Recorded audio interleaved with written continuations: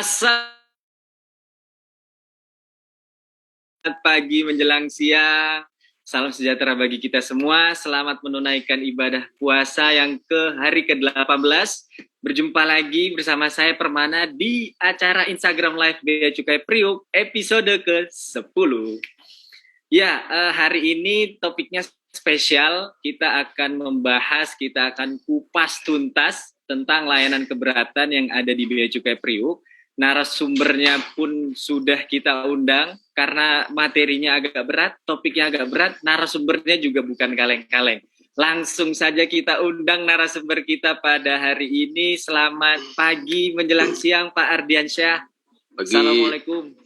Waalaikumsalam warahmatullahi wabarakatuh. Selamat pagi Pak dosen. Saya bilang Pak dosen boleh? Boleh, nggak apa-apa. Siap, beliau kebetulan dosen juga nih. Boleh di-follow Instagramnya nih. Banyak materi. Mungkin sebelum nanti saya tanya-tanya Pak terkait layanan keberatan, boleh dong kenalan dulu nih siapa nama Bapak, kemudian nama panggilan siapa Pak, dan biasanya menyelesaikan tugas apa supaya kawan Prima di luar sana juga tahu nih siapa narasumber kita hari ini. Baik, terima kasih Pak Mas Permana. Selamat pagi kawan Prima ya. Kawan Prima yang sehat berbahagia dimanapun berada. Perkenalkan, pada kesempatan ini kita akan ngobrol-ngobrol tentang keberatan ya, tentang layanan keberatan dengan saya, nama Ardiansyah. Ya. Berkegiatan di KPU Tanjung Priok, alhamdulillah baru 3 tahun. Tapi kalau total sih sudah sekitar hampir 12 tahun kan. Jadi ke pusat, balik lagi ke Priuk lagi. Alhamdulillah di bidang keberatan juga, di total sudah 10 tahun lah di bidang keberatan Mas Permana. Keseharian menangani keberatan yang diajukan oleh importir ataupun eksportir terkait dengan notul, yang tidak puas dengan notul, dengan denda, kemudian juga banding. Jadi ada banding juga Mas Permana. Oh, ada banding ya Pak? Ada banding, mungkin nanti banding di sesi lain kali ya. Jadi ke pengadilan pajak, saya juga bersama dengan tim.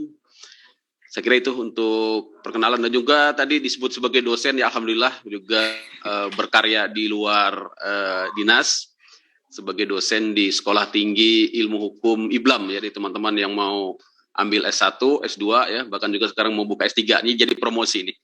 Waduh, sekalian promosi nih, mahasiswanya mudah-mudahan nonton nih Pak. Saya juga alumni situ, alumni IBLAM juga.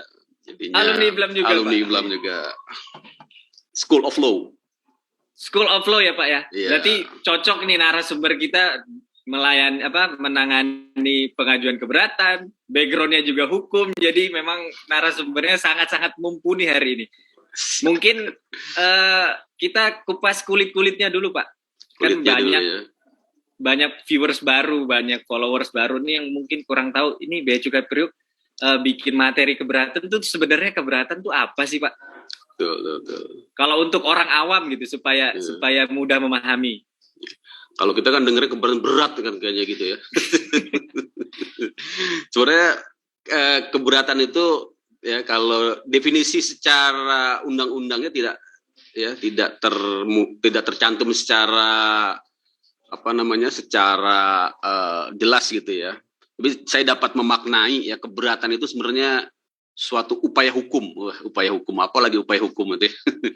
Upaya hukum yang dapat dilakukan oleh orang ya. Orang ini nanti kita definisikan lebih lanjut ya Mas Permana ya.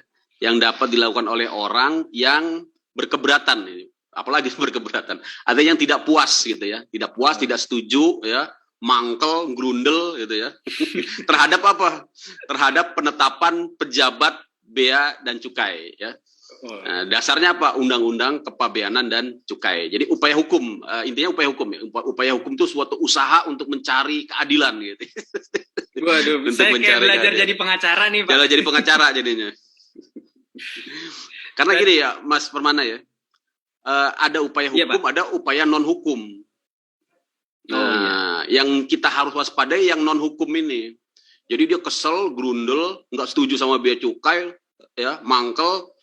Dia tidak melakukan upaya hukum, tapi upaya non hukum ya, misalnya ya marah-marah gitu ya, banting-banting meja gitu ya, nanti lari ke tempat-tempat yang nggak bener.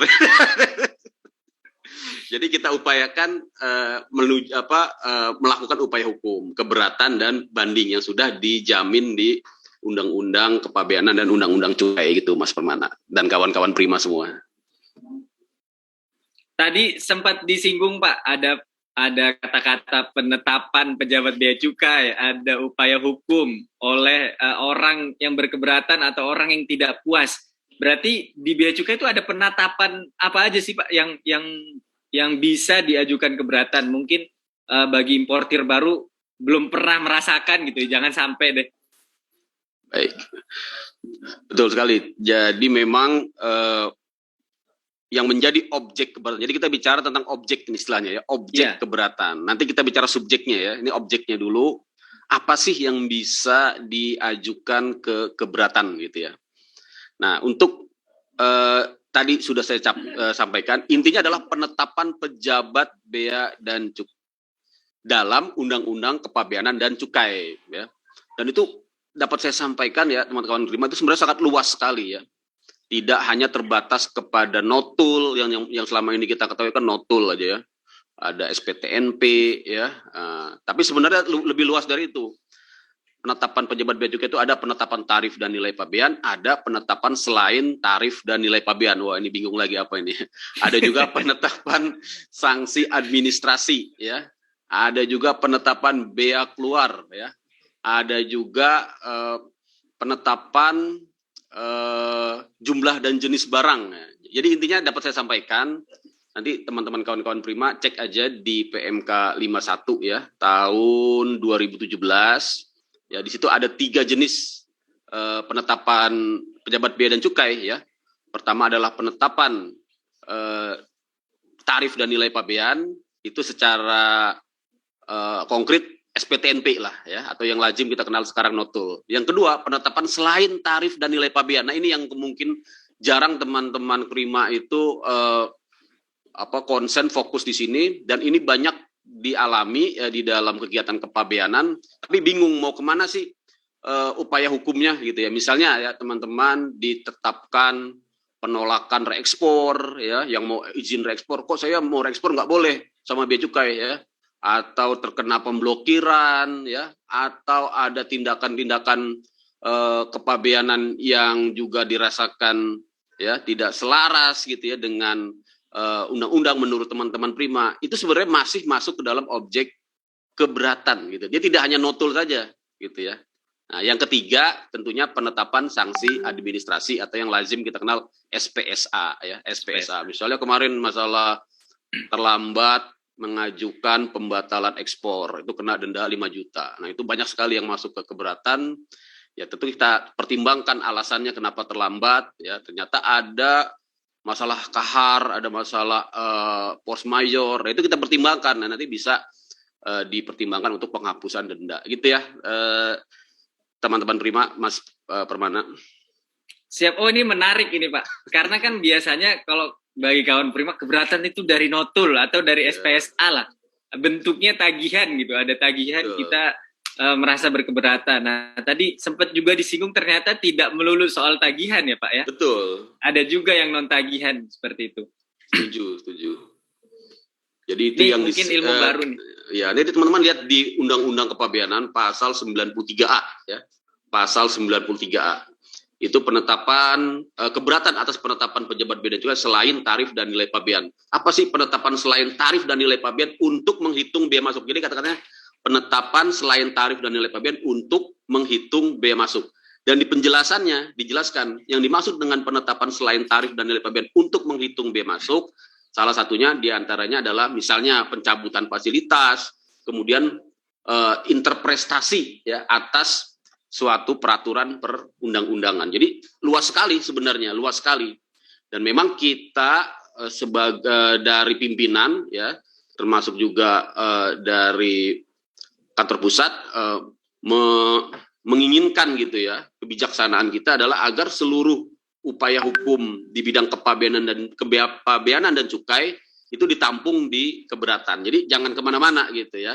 Karena di keberatan ini sebagai rumah besar upaya hukum kita, ya kita manfaatkan dalam rangka tadi memberikan keadilan ya, dan juga tentunya kepastian lah untuk masyarakat pengguna jasa kawan-kawan Prima semua.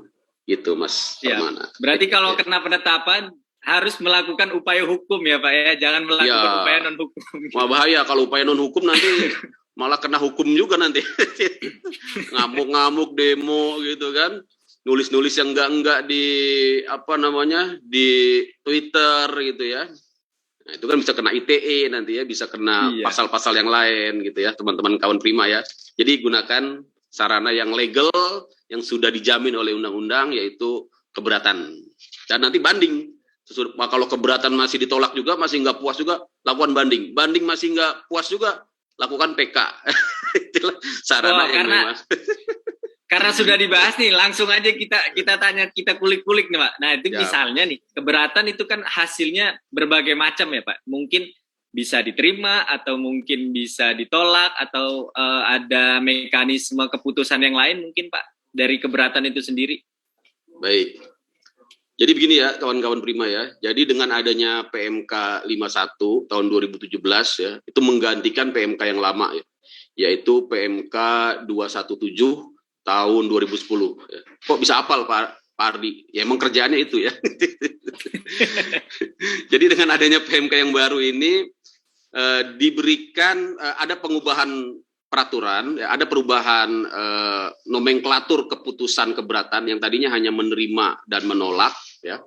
Nah di PMK 2017 ya, bentuk keputusannya sudah diperinci lagi. Jadi ada keputusan keberatan itu nanti ya, kalau teman-teman Prima mengajukan keberatan ya, bisa keputusan selain menerima dan menolak juga bisa menetapkan lain ya. Dan menetapkan lain ini memang yang harus diwaspadai ya, waspada. Bisa juga lebih rendah dari penetapan pejabat ya. Misalnya tagihannya notulnya tadinya 100 juta gitu ya. Oh di keberatan tidak dikoreksi ya menjadi 50 juta gitu ya. Nah atau ya lebih tinggi dari penetapan pejabat bea dan cukai. Nah ini yang kemudian teman-teman juga jangan sembarangan ngajuin keberatan. Kita keberatan aja lah, lumayan kan, nggak usah bayar dulu ya kan, karena ya dapat jaminan gitu, pakai jaminan lah kan, bisa spare cash flow gitu ya, bisa menyisihkan pembayaran gitu. Tapi ada konsekuensi nanti kalau misalnya keberatannya tidak ditolak atau ditetapkan lebih tinggi ya dari penetapan pejabat itu ya teman-teman. Jadi ada 3 tadi ya Mas Permana ya, menerima, menolak dan menetapkan lain. Menetapkan lain ini bisa menolak lebih tinggi atau menolak tapi lebih rendah gitu. Jadi waspada juga nih Pak ya. Waspada ada juga. Kemungkinan ada potensi tagihannya malah tambah besar. Jadi jangan dijadiin ini sarana untuk coba-coba gitu. Coba-coba keberatan, siapa tahu diterima. Taunya tadinya 100 juta malah jadi 200 juta gitu ya Mas Permana ya. Baik, terima kasih jawabannya Pak. Ini sudah ada pertanyaan yang masuk, mungkin nyambung juga tadi dengan alur atau proses keberatan. Dari @azizah_mangostin, ini salah satu member tetap kita nih Pak, live IG nih. Kalau mohon izin Pak, kalau mengajukan keberatan dan sudah diputuskan hasilnya oleh Bea Cukai, apakah bisa mengajukan keberatan kembali dengan melampirkan bukti tambahan? Nah, tadi sempat disinggung sebetulnya nih. Bagaimana nih sebetulnya proses dari keberatan nih Pak, dari mulai pengajuan sampai dengan terbit keputusan? Baik, dari Mbak Azizah tadi ya. Keberatan sudah ada hasilnya, artinya sudah ada keputusan keberatannya, ya. Mau mengajukan keberatan lagi karena masih nggak puas, berarti keputusannya ditolak ya Mbak Azizah ya. Nah kalau mengajukan keberatan lagi itu udah, kalau istilahnya bukan keberatan lagi Mbak Azizah ya, Bu Azizah ya, tapi banding, istilahnya banding ya. Karena keberatan ini merupakan sarana upaya hukum yang pertama ya. Nanti ada upaya hukum yang kedua yang disebut dengan banding. Upaya hukum keberatan itu ditujukan ke Direktur Jenderal Bea dan Cukai Kalau barangnya di Tanjung Priuk, maka diajukan di Tanjung Priuk. Itu upaya hukum yang pertama, Bu Ajizah. Nah, upaya hukum kedua, ya, itu bisa mengajukan banding. Coba harus diingat ya, banding ini harus tetap melunasi. Dasarnya apa? Pasal 95 Undang-Undang Kepabeanan. Jadi tetap harus melunasi ya. Yang tadinya pakai jaminan, kalau dia keberatannya ditolak, ya jaminannya nanti akan dicairkan ke kas negara. Ya, nanti bukti pelunasannya itu digunakan untuk prosedur banding di pengadilan pajak. Gitu ya, Mbak Ajizah. Jadi banding. Tidak bisa keberatan kedua ke Dirjen, itu sudah selesai, harus masuk ke ranah kedua yaitu banding. Itu. Baik, terima kasih Pak. Mungkin kalau bagi kawan Prima mungkin masih belum paham nih Pak. Mulai dari pengajuan itu sebetulnya jangka waktu diputusnya berapa lama kalau mengajukan keberatan sampai keputusan Pak? Baik, jadi untuk jangka waktu ya, teman-teman baca di undang-undang, catat aja nih kalau yang bawa catatan. Kenapa selalu saya refer ke undang-undang ya, karena memang dasarnya undang-undang gitu ya. Jangka waktu ya, itu adalah 60 hari sejak tanggal penetapan. Itu pasal 93 dan pasal 93A Undang-Undang Kepabeanan. Tapi untuk gampangnya, biasanya teman-teman bisa lihat di surat penetapan pejabat yang diajukan keberatan, misalnya SPTNP ya, atau SPSA atau SPP ya. Banyak banget ya, ada SPTNP, ada SPSA, ada SPP. Nanti satu-satu mungkin bisa kita jelaskan ya. Itu di kolom paling bawah itu biasanya, bukan biasanya, seharusnya mencantumkan ya tanggal ya jatuh tempo pembayaran, sekaligus tanggal jatuh tempo pembayaran itu ya sama dengan tanggal terakhir mengajukan upaya hukum ke keberatan. Jadi dilihat tanggalnya itu ya kawan-kawan Prima ya. Nah kemudian, jadi kalau bisa sih jangan sampai 60 hari gitu ya, hari ke 20 ya, hari ke 30, hari ke 40 itu sudah diajukan aja keberatannya. Karena kalau mepet hari ke 60 ya, apalagi belum ada pelunasan atau belum ada pembayaran, nah nanti keberatannya sih tetap kita proses, tapi nanti keputusannya adalah menolak formal ya gitu ya. Dan jangka waktu Direktur Jenderal ya untuk memutuskan itu adalah 60 hari. Jadi memang harus sabar ya, karena memang kita akan melakukan berbagai penelitian formal, penelitian material ya, termasuk juga meneliti kronologisnya ya. Nah, kemudian juga kami melakukan konfirmasi dengan pemohon keberatan ya, misalnya meminta data, dan itu memang diberikan waktu oleh undang-undang ya, pasal 93 dan 93A dan juga pasal 94 tadi adalah 60 hari. Jadi 60 hari jangka waktu untuk mengajukan keberatan ke Bea Cukai, dan Bea Cukai pun memutuskan 60 hari. Itu ya. Kalau untuk banding sendiri bagaimana Pak? Nah, banding juga sama. Waktunya? Banding juga 60 hari sejak tanggal keputusan keberatan. Jadi angka 60 ini harus diingat-ingat ya, jangan sampai ya berubah nanti jadi 90. Nah, itu bahaya. Nah, nanti malah telat gitu ya. Karena suka begitu, Mas Permana, saya lihat karena jarang baca undang-undang gitu ya. Karena kan ada untuk keberatan ini terkadang suka, apalagi yang biasa nangani pajak gitu ya. Mereka ingatnya KUP ya. Kalau di KUP itu kan ketentuan umum perpajakan 90 hari. Banding juga 90 hari. Nah, lupa kalau di kepabeanan itu beda, ada aturan khusus, adalah 60 hari gitu. 60 hari dan diajukannya ke pengadilan pajak ya Pak? Dan diajukan langsung ke pengadilan pajak, tidak melalui Bea Cukai. Baik, terima kasih atas jawabannya nih Pak. Siap. Ada juga pertanyaan yang masuk, mohon izin kepada kawan Prima, kita hari ini fokus dulu terhadap topik di layanan keberatan, sehingga kalau ada pertanyaan di luar itu silakan dapat berkonsultasi langsung ke live chat kami di bit.ly/chat BC Priuk, ataupun bisa melakukan telepon ke call center di 1500225. Live chat kami 24 jam, 7 hari non-stop. Silahkan kalau mau dihubungi sekarang, kapanpun siap, ada petugasnya. Nah, ini ada pertanyaan tambahan nih dari @aziza_menggustin yang tadi Pak. Pertanyaan lanjutan. Nah, Kalau pengajuan keberatannya sendiri di Bea Cukai Priuk itu masih manual, harus datang langsung atau bisa online, Pak? Baik, jadi memang Bea Priuk ini sangat inovatif ya, inovatif dan progresif gitu ya di dalam melakukan pelayanan.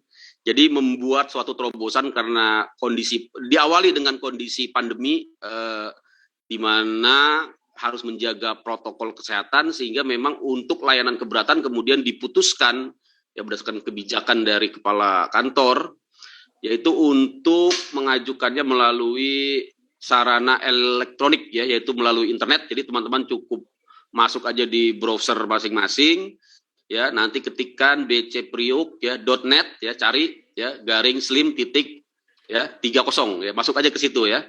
Kemudian pilih menu pengajuan keberatan ya. Nah, keberatan di bidang kepabeanan dan cukai. Itu khusus untuk Tanjung Priuk, Mas Permana. Nah, tapi kantor-kantor lain rupanya belum seprogresif Priuk ya, masih secara manual. Jadi dilihat di masing-masing kantor aja, Mbak Ajiza. Kalau untuk Priuk memang sudah membuka layanan elektronik dan kemungkinan layanan elektronik ini pun akan dibakukan secara nasional ya dengan merubah peraturan Menteri Keuangan karena terinspirasi dari pelayanan Priuk yang sangat maju gitu ya. Sehingga dari kantor pusat pun ya ingin menjadikan ini sebagai ya percontohan ya pilot project. Jadi nanti di semua kantor itu tidak ada lagi pengajuan manual ya. Jadi semuanya pakai internet dan bisa dari mana saja ya tidak harus ke kantor setempat ya misalnya nanti penerbitan notulnya ya dari Maluku ya KPBC Ambon ya dari Jakarta pun bisa gitu kan nggak perlu datang ke KPBC Ambon gitu ya. Jadi itu menjadi tadi itu ya apa namanya inspirasi ya untuk semua bea cukai. Yang perlu dicatat kalau untuk saat ini berarti khusus Priuk ya Pak online-nya? Khusus Priuk. Tapi kalau selain Priuk ya nanti hubungi kantor-kantor masing-masing ya Mbak Ajizah ya. Kantor masing-masing. Iya, bagaimana kebijakannya? Disesuaikan. Baik Pak, ini mungkin masih nyambung pertanyaannya dari @fz_fazlina. Kalau tadi pengajuannya online, tapi apakah masih ada diperlukan dokumen hard copy pada saat mengajukan keberatan Pak? Misalnya dokumen tertentu apa gitu? Tidak perlu hard copy ya, jadi semuanya serba online. Yang penting disimpan aja hard copy-nya, nanti mungkin suatu saat dibutuhkan untuk pembuktian ya disimpan saja hard copy-nya, yang penting di scan ya nanti diupload ke menu keberatan di bcpriuk.net tadi ya slim 3.0.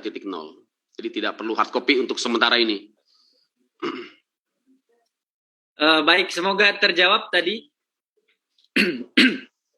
Nah, kita sudah agak lumayan jauh nih pembahasannya Pak. Sudah bahas pengajuan, tapi kita belum bahas nih yang berhak mengajukan tuh sebetulnya siapa aja ini Pak yang boleh mengajukan keberatan. Jangan sampai nanti PTA tapi diajukan keberatannya oleh PTB misalnya seperti itu. Meskipun direksinya sama katakanlah. Penting sekali ya. Siapa ya atau istilahnya subjek gitu ya. Subjek ya ataupun subjeknya betul Pak. Subjek tadi kan objek ya. Objeknya itu tadi ya penetapan pejabat ya, tarif ya, nilai pabean atau selain tarif dan nilai pabean dan juga sanksi. Ada juga biaya keluar ya.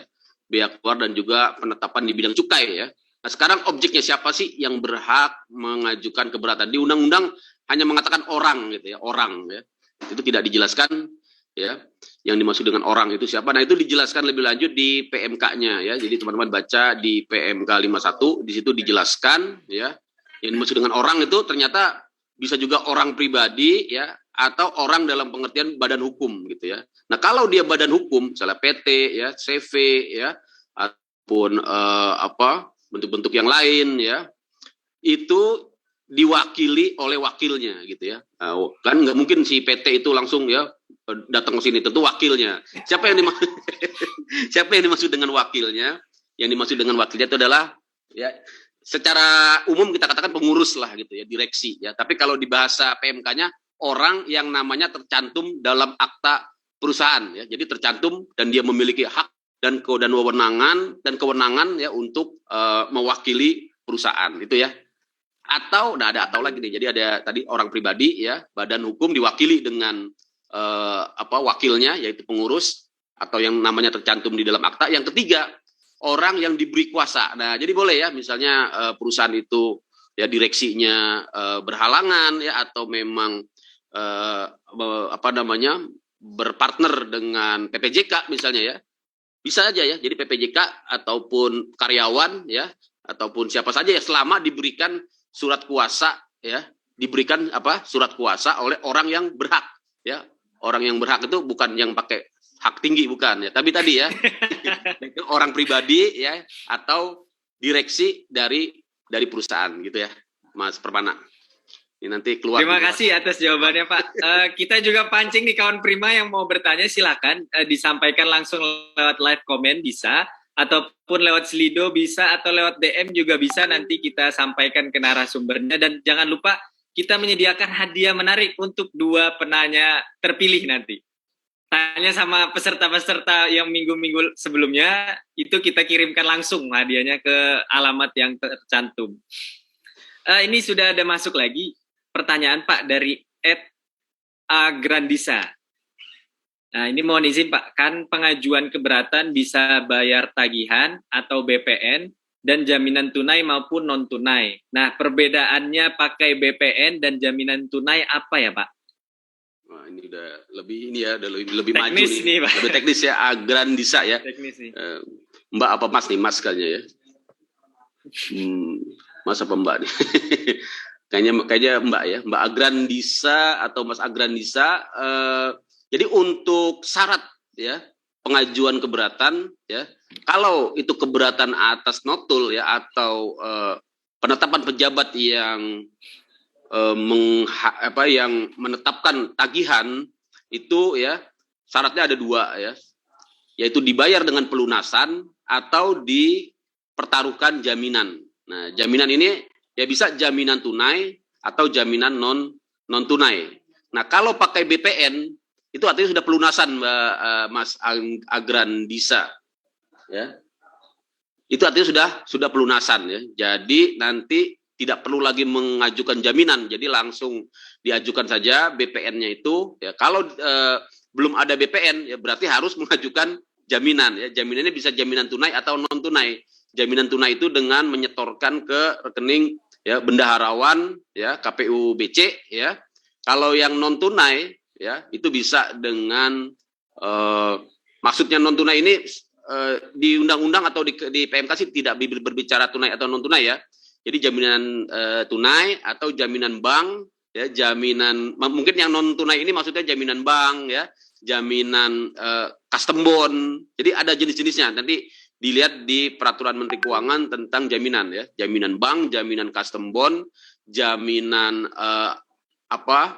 perusahaan juga bisa ya, tapi hanya untuk perusahaan-perusahaan tertentu, yaitu perusahaan mitra prioritas ya, atau jaminan tertulis. Jaminan tertulis ini untuk ya hanya khusus untuk instansi ya ataupun lembaga pemerintah gitu ya. Mbak Grandisa ya, Agrandisa. Agrandisa gitu. Agrandisa aja gitu ya. Iya, karena akunnya yang kita sebut. Akunnya yang kita sebut ya, siap. Belum tentu nama itu ya. Iya, belum tentu nama, Pak. Oke, siap. Tadi sudah sempat disinggung nih, udah ada yang nanya tentang jaminan. Nah, sebetulnya tuh kalau syarat mengajukan keberatan tuh apa aja, Pak? Tadi sudah jaminan, langsung gitu ya. Iya. Jadi untuk syarat pengajuan jaminan ini sangat penting sekali ya, jangan sampai kurang tentunya ya, karena akan mengakibatkan yang namanya gagal ya, ataupun ditolak secara formal gitu ya. Ditolak secara formal ini tetap nanti diterbitkan keputusan keberatan yang menolak secara formal karena kurangnya persyaratan gitu ya. Apa saja persyaratan untuk mengajukan keberatan? Teman-teman bisa lihat di PMK 51 ya, garing PMK tahun 2017 pasal 4 ya, pasal 4 ya. Yaitu tentang kelengkapan berkas pengajuan keberatan. Di sini ada 1, 2, 3, 4, 5, 6, 7, 8. Ada 8 ya, ada 8. Ini jangan sampai kurang ya, karena ini akumulatif ya. Yang pertama ya, surat keberatan ya harus diajukan dalam bahasa Indonesia ya. Jadi ya, mentang-mentang bahasa Inggrisnya jago ya, gape ya, pakai bahasa Inggris ya. Ternyata nggak laku ya di keberatan, harus bahasa Indonesia. ya, apalagi pakai ya apa namanya bahasa selain Inggris gitu ya. Yang kedua ditujukan kepada dirjen, nah, ini juga penting kok ya, karena memang ini upaya hukum khusus ya di bidang keberatan di bidang administrasi kepabeanan ya kepada Direktur Jenderal. Jadi sebenarnya teman-teman walaupun mengajukannya ke KPU Dirjen Bea Cukai ya Pak Askolani ya di Rawamangun sebenarnya, tapi memang di istilahnya tuh apa didistribusikan lah ya atau dilimpahkan ke unit-unit vertikal, salah satunya KPU Tanjung Priok. Jadi sejatinya teman-teman itu sedang menulis surat keberatan tuh ke Dirjen sebenarnya ya. Jadi jangan sampai salah, jangan ke KPU Tanjung Priok, kepadanya itu penting ya, karena memang di dalam hukum itu kayak gitu kayak kita pikir kok cuma gini aja kok bisa ditolak ya. Tapi nanti biasanya memang kita kasih tahu. Ya, kita kasih tahu kalau waktunya belum habis 60 hari ya. Nah, biasanya kita kasih tahu, Pak, ini salah, diperbaiki ya. Tapi kalau sudah hari ke-60 ya sudah mau tidak mau kita terima apa adanya. Tadi baru 2 ya, sorry ya. Dalam bahasa Indonesia dan yang kedua kepada Dirjen. Yang ketiga harus menyebutkan alasan keberatan ya. Jangan keberatan nggak ada alasannya. Saya keberatan terhadap notul. Alasannya nggak ada. Ini apa alasannya ya? Keberatan aja. Pokoknya saya keberatan aja. Saya nggak suka aja dikena notul. Ya, semua orang pun nggak suka kena notul gitu ya. Tapi harus ada alasannya. Kalau HS misalnya, oh kok HS saya dibilang ya dibilang misalnya mesin ya, atau HS saya kok dibilang, biasanya kalau HS itu kan barang keperluan umum gitu ya. Misalnya yang rantai-rantai, baut-baut segala macam itu kan digeser ke barang pemakaian umum gitu ya, yang tarifnya lebih tinggi. Nah, kita argumentasi di situ. Tidak, ini bukan bahkan pemakaian umum, ini bagian dari mesin. Ini saya lampirkan sales kontraknya, saya lampirkan bukti PO-nya, saya lampirkan perjanjiannya, ya, gitu ya teman-teman prima. Jadi harus ada alasannya. Tadi nomor berapa? Nomor 3 ya. Yang keempat, nah ini tadi yang ditanyakan Ed Agrandis, dilampirkan fotokopi BPJ ya. BPJ itu bukti penerimaan jaminan ya. Nah, kalau sudah ada BPN, cukup BPN ya, bukti penerimaan negara, artinya sudah melakukan pelunasan ya. Jadi begitu dapat notul daripada telat ya kan, jangka waktu pelunasan 60 hari. Nanti kalau 60 hari tidak diajukan pelunasan kena denda 2% ya. Kena denda 2%. Hati-hati. Bahkan kalau sudah lewat 60 hari tidak diajukan keberatan, hak keberatan menjadi gugur. Hak keberatan menjadi gugur.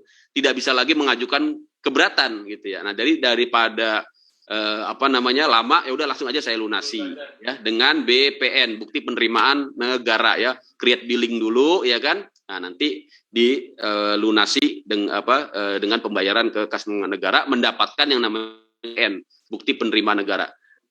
Atau surat pernyataan. Nah, ada yang namanya surat pernyataan ya. Jadi pengganti ya jaminan ataupun pelunasan ya, penggantinya ini pengganti sementara ya, saya katakan ya, bukan pengganti seterusnya. Yaitu yang disebut dengan surat pernyataan barang masih ada di kawasan pabean. Nah, ini ya. Jadi misalnya saya mau bayar berat ini ya, jaminan juga nggak ada juga. Udahlah ya, barang saya tahan dulu ya, nggak saya keluarin dulu dari Tanjung Priok, ini saya bikin pernyataan untuk pengajuan keberatan. Itu bisa ya, kawan-kawan prima ya. Nah, tapi ini tidak menggantikan pelunasan. Nanti kalau keputusan keberatannya ditolak, tetap harus melakukan pelunasan ya. Tetap harus mengajukan BPN, bukti penerimaan negara gitu ya. Sedangkan barang tadi tidak menggantikan dari pelunasan. Itu ya teman-teman ya. Yang ke berapa? Yang kelima ya. Ini saya agak agak lama nggak apa-apa ya. Karena ada 8 ini ya. Yang kelima 1 2 3 4 5 ya. Dilampiri fotokopi penetapan pejabat ya. Jadi dilampiri notulnya ya. Dilampiri SPSA-nya, dilampiri misalnya SPP ya, surat penetapan pabean ya, dilampiri juga penetapan yang lain yang memang diajukan ke keberatan ya.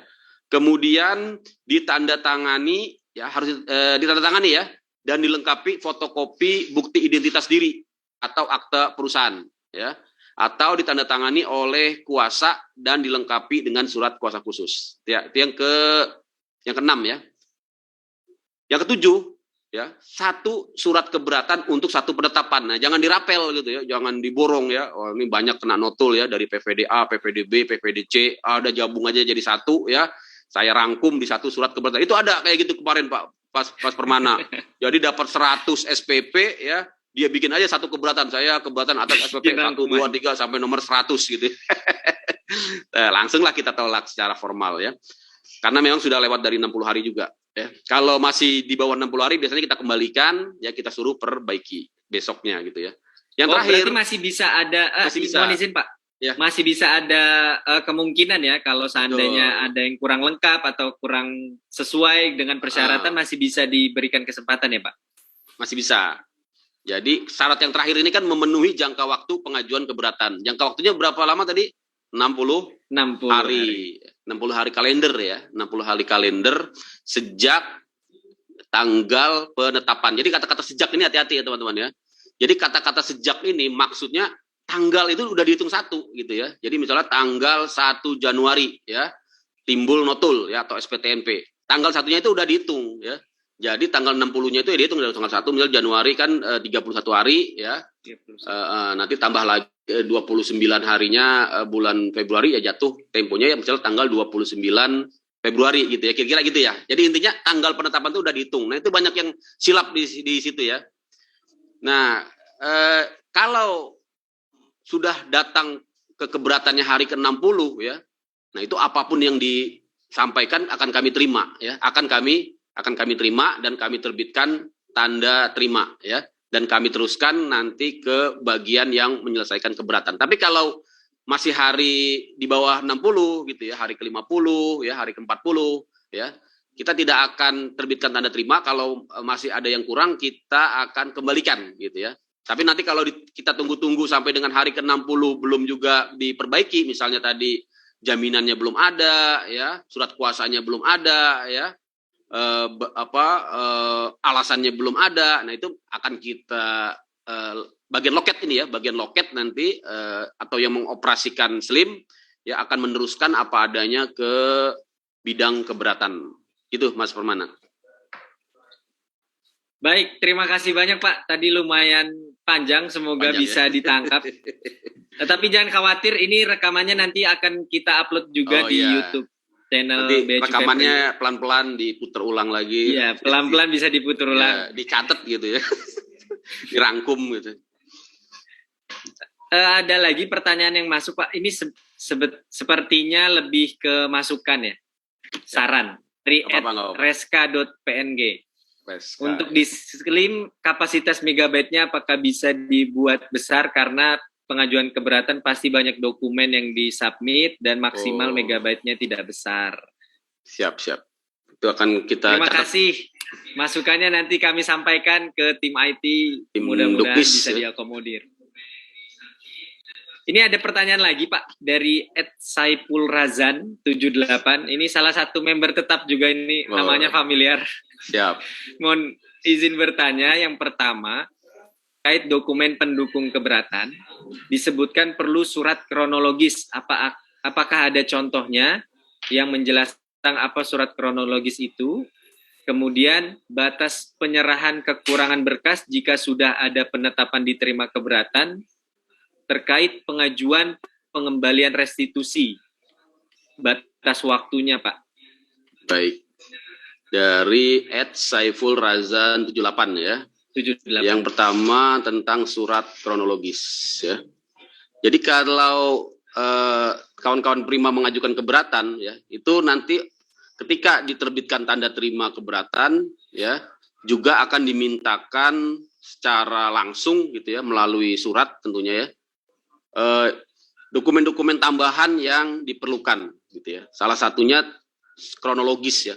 Kronologis ini tidak ada contohnya ya, ataupun tidak ada formatnya. Jadi ini diserahkan kepada kawan-kawan Prima ya. Intinya apa? Mengapa diperlukan kronologis ya?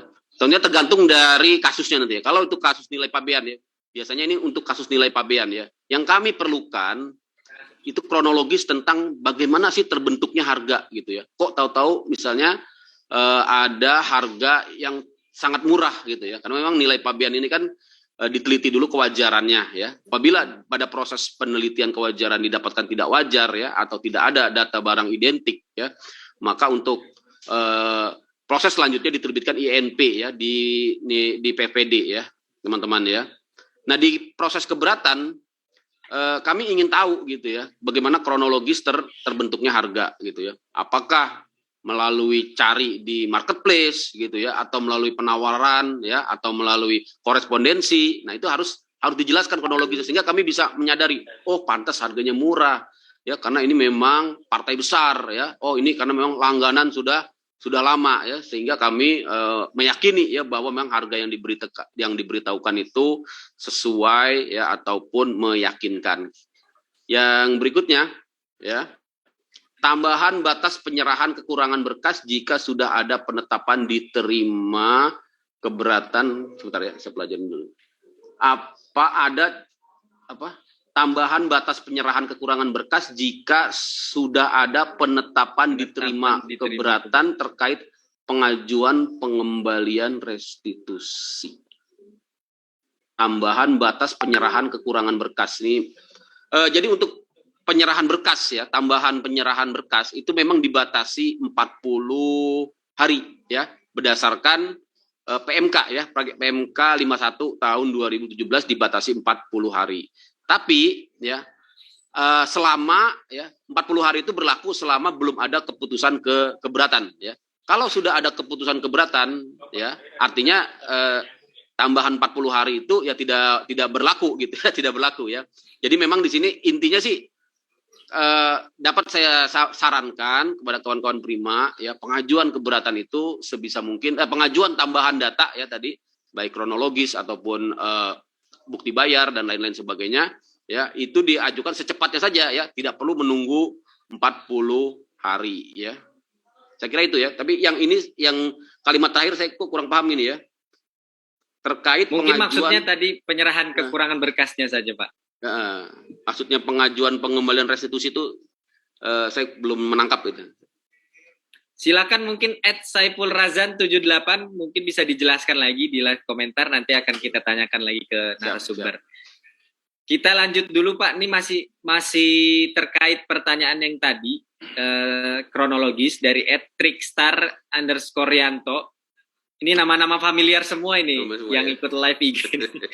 Mohon izin tanya Pak, jika sudah ada lampiran surat kronologi, apakah juga harus dilampirkan risalah keberatan? Terima kasih. Oh, siap.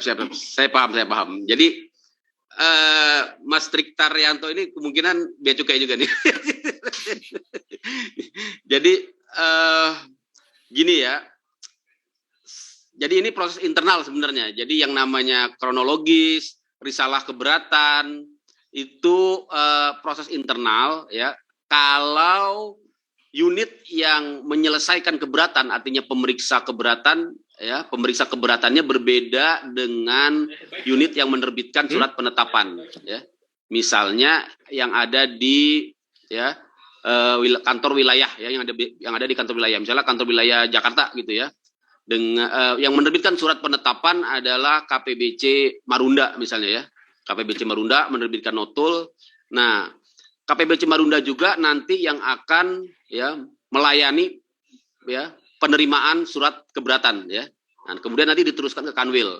Nah, Kanwil sesudah mendapatkan penerusan dari KPBC ya, dari KPBC itu akan meminta dokumen-dokumen kepada ya kantor pelayanan ya. Salah satunya ini surat kronologis ya, risalah keberatan ya, risalah keberatan. Itu istilah lama ya. Ini Mas Trickstar ini sudah lama mungkin di keberatan juga. Jadi istilah lama risalah keberatan. Jadi risalah keberatan itu sekarang namanya adalah LPPNP ya, lembar penetapan ya pabean lembar LPPNP lah, lembar penelitian ya, penetapan nilai pabean, atau LPPT ya, lembar penelitian tarif ya, lembar penelitian penetapan tarif ya. Dulu namanya risalah keberatan. Nah, sekarang sudah tidak perlu lagi melampirkan risalah keberatan ya. Jadi cukup dengan LPPNP saja. Tapi kalau LPPNP-nya tidak jelas, kadang-kadang kan PVD LPPNP karena saking load kerjanya sangat banyak ya, jadi LPPMP-nya tidak terlalu detail, bisa ditambahkan dengan risalah keberatan, gitu ya, Mas Trik Taryanto. Ya, saya kira ini dari BC juga nih. Terima kasih Pak atas jawabannya. Ini banyak pertanyaan yang masuk tapi tidak sesuai dengan topik kita hari ini. Mungkin saya bisa mengingatkan kembali kalau silahkan dapat mengajukan pertanyaan melalui bit.ly/chatbcpriok atau dapat melakukan telepon langsung ke call center di 1500 225. Kalau Bapak atau Ibu tadi yang bertanya dipersulit dalam layanan Bea Cukai, silahkan coba dihubungi dulu call centernya supaya nanti bisa diteliti sebetulnya prosesnya itu sudah sampai mana. Dan juga untuk lelang pasti akan kami umumkan, akan kami informasikan kalau itu dilaksanakan oleh hasil tegahan Bea Cukai Priuk, akan kami infokan melalui Instagram di @beacukaipriuk dan pelaksanaan lelang online di www.lelang.go.id. Nah, ini ada lagi pertanyaan yang masuk Pak dari @mona.piolanda.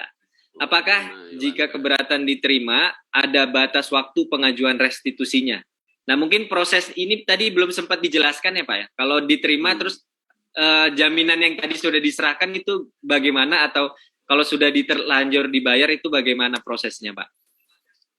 Kalau diterima konsekuensinya ya, kalau teman-teman baca di keputusannya itu memang memerintahkan gitu ya, memerintahkan kepada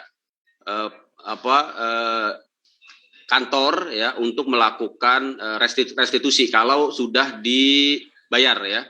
Tapi kalau dia belum dibayar, artinya menggunakan jaminan, maka jaminannya nanti ya akan dikembalikan kepada pengguna jasa, ya dikembalikan kepada perusahaan gitu ya.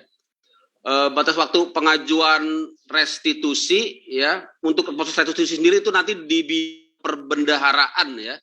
Itu di luar dari proses keberatan, mungkin nanti di sesi perbendaharaan saja kali ya, pas permana ya.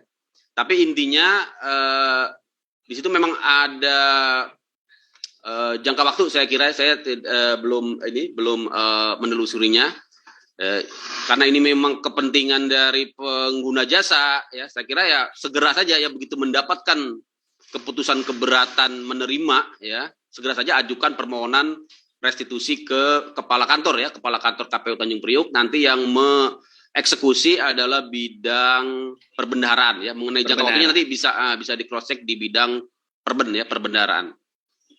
Tapi saya sarankan sih ya secepatnya gitu ya. Segera ya duit, Pak ya. Iya, duit bapak-bapak ibu-ibu duit teman-teman prima gitu ya. Kenapa ditunda-tunda ya? Tapi bisa juga gitu ya. Aman kan di bea cukai gitu ya. Kalau nggak akan dibawa kemana-mana duitnya. Nggak akan dibawa kemana-mana gitu. Baik, terima kasih. Mungkin @mona.piolanda bisa ditanyakan lebih lanjut lagi di live chat kami di bit.ly/chatbcpriok. Nanti akan ada petugas kami yang bersedia melayani dan menanggapi pertanyaan Bapak dan Ibu. Ini tadi mungkin supaya tidak membuat salah persepsi atau salah paham bagi kawan prima di sana, Pak. Mohon izin, tadi kan ada penetapan PFVD, itu pegawai bea cukai yang kalau seandainya tidak puas, kita mengajukan keberatan, diajukan ke bidang keberatan, itu pegawai bea cukai juga. Nah, ini kita bingung nih, independensinya bidang keberatan seperti apa nih Pak? Apakah berdiri sendiri gitu? Sekarang sama-sama internal ya Pak, takutnya nanti salah paham, salah ditangkap. Baik. Pertama ya, mengenai independensi. Yang pertama, ini amanah dari undang-undang gitu ya, teman-kawan prima ya. Memberikan kesempatan gitu ya kepada eksekutif ya atau bidang pemerintahan ya, menyelenggarakan yang istilahnya adalah peradilan semu ya. Dari keberatan ini sebenarnya peradilan semu ya. Jadi semi peradilan gitu ya. Memang maksudkan gitu ya untuk memberikan ya keadilan, tentunya keadilan untuk menampung dulu ya berbagai upaya-upaya hukum tadi ya, sehingga tidak langsung masuk ke pengadilan. Nah, memang di sini ada keterbatasan, ya dapat saya sampaikan, ada keterbatasan ya, karena memang masih dalam satu institusi ya, termasuk juga masih dalam visi dan misi yang sama gitu ya. Nah, memang ya itulah kemudian makanya dibuka ruangan kedua gitu ya, teman-teman kawan-kawan Prima untuk melakukan banding. Di banding itu ya, itu sudah di luar lembaga eksekutif, itu sudah lembaga yudikatif ya, yaitu hakim ya, hakim. Nah, hakim memang memiliki independensi yang jauh lebih luas dan juga memiliki kewenangan yang jauh lebih luas karena bisa memutus ya di luar dari undang-undang. Tadi dari pertanyaan Mas Permana ya tidak dapat dipungkiri gitu ya. Ya memang dari segi independensi ya tentunya kami karena masih dalam satu unit Kementerian Keuangan, dalam satu unit Direktorat Jenderal Bea dan Cukai, dan kami juga terikat kepada peraturan ya, peraturan undang-undang maupun peraturan Menteri Keuangan. Tentunya dasar kami memutus ya tidak akan lari. Kami maksudkan gitu ya, kami maksudkan masih di dalam PMK ya. Tapi tentunya tadi kalau masih juga teman kawan Prima merasa belum sesuai, masih ada saluran kedua ya, bahkan saluran ketiga ke lembaga yang lebih tinggi ya, yaitu pengadilan pajak atau bahkan ke Mahkamah Agung. Itulah sarana yang digariskan ya, yang ditetapkan oleh undang-undang. Itu ya Mas Permana ya. Terima kasih banyak Pak. Jadi jangan khawatir kalau seandainya keberatannya ditolak, masih ada mekanisme lain seperti itu ya Pak. Masih bisa banding, kalau bandingnya masih belum diterima, masih bisa mengajukan ke Mahkamah Agung peninjauan kembali ya Pak. Betul. Ya, sepertinya sudah tidak ada yang bertanya lagi dan kita juga sudah hampir di ujung acara ini Pak. Mungkin sebelum ditutup, ada pesan-pesan khusus kah Pak ke kawan Prima di luar sana? Mungkin ada tips-tips khusus supaya lewat dalam pengajuan keberatan, kemudian atau mungkin ada kasus-kasus yang diterima itu kasus yang seperti apa supaya memberikan pencerahan ke kawan Prima tuh, oh ternyata keberatan bisa juga diterima seperti itu Pak. Mungkin terakhir bisa diberikan tips-tipsnya Pak. Baik, tips-tips dari saya gitu ya, agar keberatan diterima. Ya tentunya ya tergantung dari kasusnya gitu ya, tergantung dari kasusnya ya. Kalau itu nilai pabean ya tadi ya disampaikan sejelas-jelasnya. Pertama yang paling penting itu kronologis tadi ya, terbentuknya harga itu penting sekali ya, karena nilai pabean itu ya walaupun dia menganut nilai transaksi ya, tapi nilai transaksi itu harus terbentuk ya di dalam mekanisme pasar yang wajar ya. Jadi kalau nilai transaksinya itu terjadi karena ya adanya hubungan ya yang mempengaruhi harga, nilai transaksinya itu terjadi karena adanya pembatasan ya, nilai transaksinya itu terjadi ya karena hal-hal yang di luar dari kewajaran, itu juga tidak dapat kami pertimbangkan walaupun sudah ada bukti bayarnya ya. Jadi itu. Kemudian pembukuan ya. Pembukuan ini juga penting ya, karena itu untuk meyakinkan kami bahwa memang harga yang diakui oleh perusahaan ya sama dengan harga yang tertera di PIB ya. Kemudian juga tentunya untuk nilai pabean ya, kami mengharapkan sampai ke bukti ya penjualan kepada konsumen ya. Menelusuri gitu ya kewajaran antara harga pembelian dengan harga penjualan gitu ya. Kok belinya ya 100 ya, jualnya ya misalnya 1000. Emang nggak boleh Pak? Ya boleh, nggak masalah. Yang penting dilaporkan ya, dilaporkan di dalam SPT, dilaporkan di faktur pajak ya penjualan ya, sehingga nanti kan pajaknya ya, pajak penghasilan karena penjualan yang menghasilkan keuntungan yang besar itu ya tetap tercapture di dalam sistem penerimaan negara. Intinya dibuktikanlah selengkap-lengkapnya di keberatan. Gitu ya, teman-teman. Begitu juga untuk kasus HS ya, klasifikasi ya. Tentunya kaitannya dengan identifikasi barangnya ya, harus jelas spesifikasinya ya, foto-fotonya dilampirkan kalau perlu sampelnya ya, dan juga tentunya teman-teman kawan-kawan Prima ketika mengajukan keberatan melalui aplikasi Slim ya bisa langsung juga berhubungan ya, menelepon ya ke bagian keberatan atau melalui sarana BKLI ya,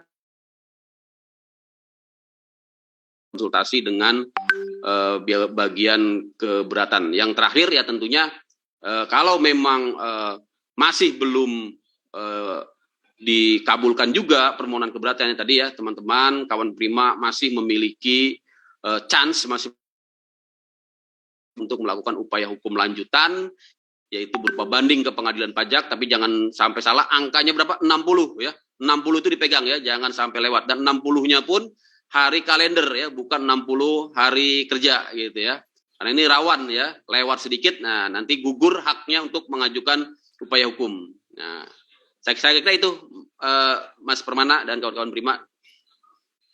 Baik, terima kasih banyak Pak Ardiansyah, Bapak dosen. Kita hari ini bukan hanya live IG, tapi dengerin kuliah umum 1 SKS ya Pak. Nanti UAS jangan lupa ya. Oh ya UAS jangan lupa. Tadi luar biasa yang dibahas, bukan hanya teknis, kita sampai ke dasar hukumnya banyak sekali tadi yang dibahas. Dan juga jangan lupa kalau mau ditonton lagi, nanti kami akan upload di kanal YouTube KPU Bea Cukai Tanjung Priuk, dan juga di Instagram @beacukai_priuk. Sekali lagi terima kasih Pak Ardiansyah sudah meluangkan waktunya hari ini. Terima kasih juga kawan Prima yang sudah berperan aktif. Saatnya saya mengumumkan 2 penanya terbaik atau 2 penanya teraktif hari ini. Yang pertama, selamat kepada Azizah Menggostin, E-nya banyak. Yang kedua, selamat kepada Saipul Razan 78. Anda berhak mendapatkan 1 buah ini nih, Imani Bea Cukai Priuk dengan saldo rupiah. Segitu saldonya ya. Tanya sama yang menang kemarin dapat saldo berapa. Kemudian juga selain ini kita akan kirimkan seminar kit nanti yang dikirimkan bersama ini. Jadi jangan lupa DM kami, DM Instagram di @beacukaipriuk, sebutkan nama, alamat lengkap dan juga nomor handphone. Tapi ini kayaknya ini 2 pemenang ini udah pernah menang. Mudah-mudahan nanti hadiah yang dikirim beda ya dari hadiah yang kemarin. Kita carikan nanti yang beda. Terima kasih sekali lagi yang aktif atas partisipasi aktif, dan juga untuk kawan Prima yang lain yang belum beruntung mendapatkan hadiah. Masih banyak IG live lainnya. Jangan lupa pantengin terus Rabu pagi menjelang siang jam 10 di Instagram @beacukaipriuk. Terakhir, mungkin sebelum ditutup, ada pesan-pesan seperti biasa dari panitia bahwa Bea Cukai Priuk saat ini sedang mengimplementasikan sistem manajemen anti penyuapan dan juga sedang menuju wilayah birokrasi bersih dan melayani, sehingga kami mengharapkan Bapak Ibu, kawan Prima tidak memberikan sesuatu apapun kepada petugas kami dalam memberikan pelayanan, dan juga begitupun sebaliknya, jika petugas kami meminta diberikan sesuatu atau meminta sesuatu, harap dilaporkan ke unit pengendalian internal kami, yaitu unit kepatuhan internal. Kemudian juga saat ini kita menjunjung atau mendukung tinggi penerapan pengaruh utamaan gender. Jadi kesetaraan gender itu merupakan salah satu yang kami anut saat ini. Periksa wanita pun sudah ada di Bea Cukai Priuk. Dan juga kantor kami sudah mulai ramah dengan segala pengunjung, termasuk juga kaum difabel, ramah dengan ibu-ibu karena kita punya ruang laktasi dan juga punya ruang anak. Mungkin demikian IG Live tentang layanan keberatan hari ini. Sekali lagi terima kasih dan kami mohon maaf atas segala kekurangannya. Kepada pemenang jangan lupa DM nama, alamat lengkap dan juga nomor handphone, dan juga kepada yang belum beruntung masih ada IG Live berikutnya. Saya Permana dan narasumber saya hari ini Bapak Ardiansyah. Pak Ardiansyah mohon undur diri. Terima kasih banyak. Assalamualaikum warahmatullahi wabarakatuh. Selamat pagi menjelang siang. Selamat berpuasa bagi yang menjalankan. Semoga puasanya lancar dan kita bisa berlebaran sama keluarga dengan sehat. Amin ya rabbal alamin. Selamat pagi, selamat siang. Salam bagi kita semua.